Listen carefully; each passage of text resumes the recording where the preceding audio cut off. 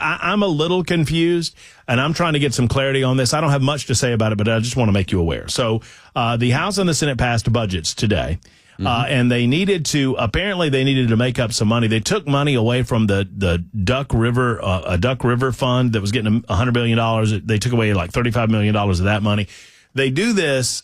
They shift money around the finance department, and I'm not entirely sure how they can do this after they pass the legislation if it doesn't have money assigned to it. But they passed this primary bill. You're in support of the primary bill. Yes, I am too. I don't understand why it's costing us more money, but apparently they had to fund it at the tune of $8 million today, and I can't get a clear answer as to why. Now, I've spoken to the bill's sponsor in the House of Representatives. I'm in favor of the primary bill as well. I'll do you the honor. Sure. For those who don't know, what does the primary bill do? Yeah, so basically this is a piece of legislation that was designed to say, hey, if you've got a primary for these certain offices, you have to keep the primary. You cannot roll it into a caucus or some other limiting type arrangement where the popular vote in the county, for example, is not counted. And that just doesn't seem that controversial to me, but here we are. So I had Representative Gino Bolso on yesterday, and Representative Bolso was one of the Republicans, and there were a number of them that voted against the primary bill. I'm in favor of it. I believe that it gives maximum exposure to candidates, to those that will be represented by them. Yeah. And I think that's the way to do it. I don't like the idea of excluding veterans who are overseas, or excluding grandma because she can't get to the polls, or excluding a dad that's got to take his daughter to a soccer game or anything or whatever. So, and that's what would happen if you had these type of caucus situations. I asked Bolso, and Bolso said he was against it because he did not believe that it repaired a problem that existed.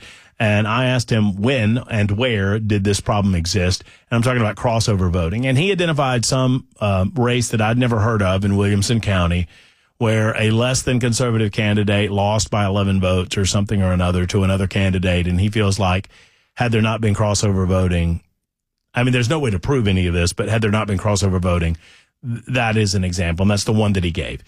But he said he doesn't like caucuses either.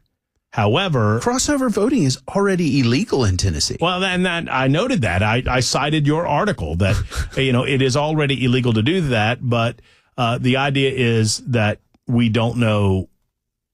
I mean, how do you prove that someone is doing it? Right. How do you prove that someone is not genuinely reflecting on their values and deciding to switch parties at any given time? And I get that. At the same time, I don't want to exclude that either. Bottom line is this.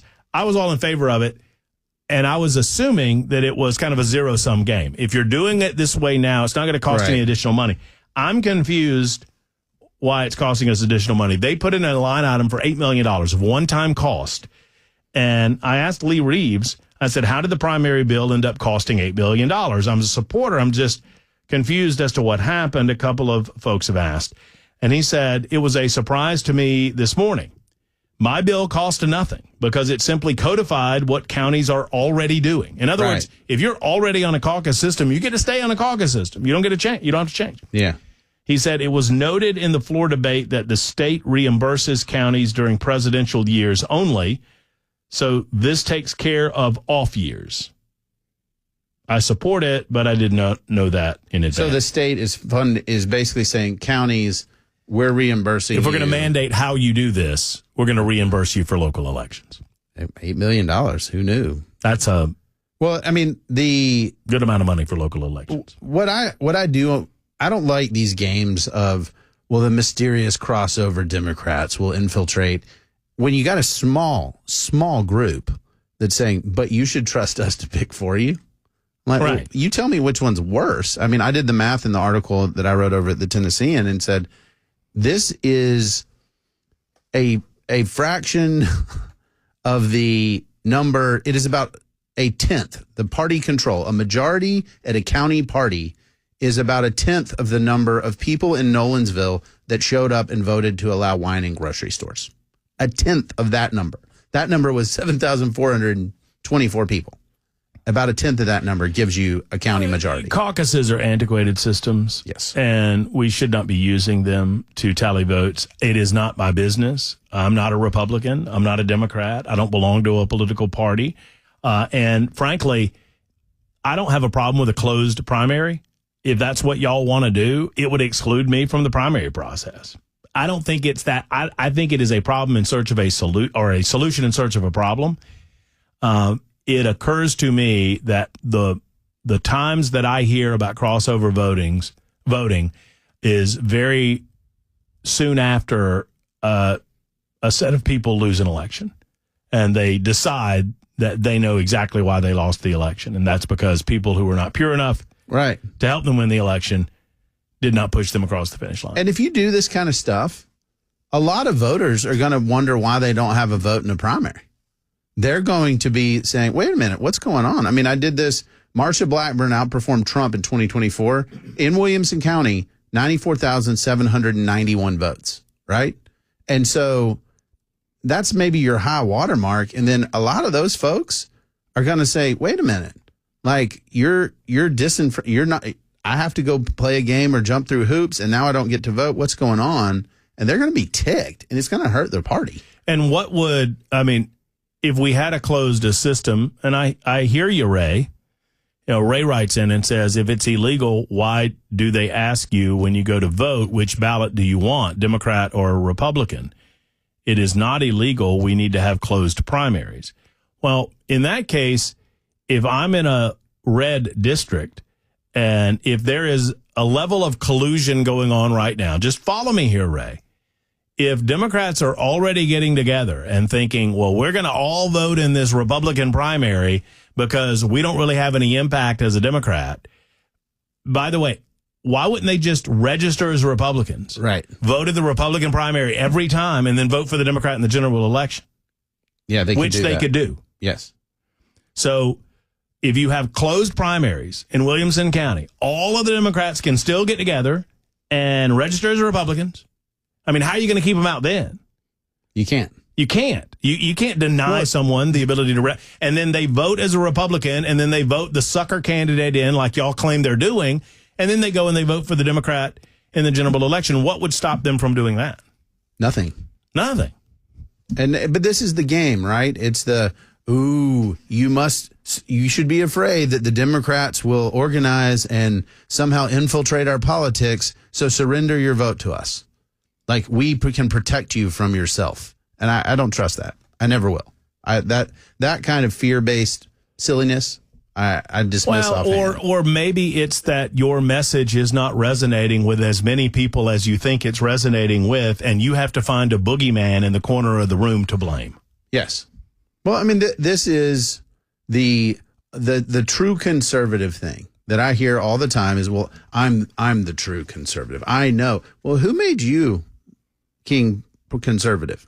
Like, tell me more about that, because every different group, I'll just call it out. I mean, every different grifter group out there says we are the true conservatives, and if you give us money, we'll bring conservative ideas. I was in that world for a long time. I knew a lot of the folks that were there, and it was always the same thing. We'll save the world if you'll just give us your money.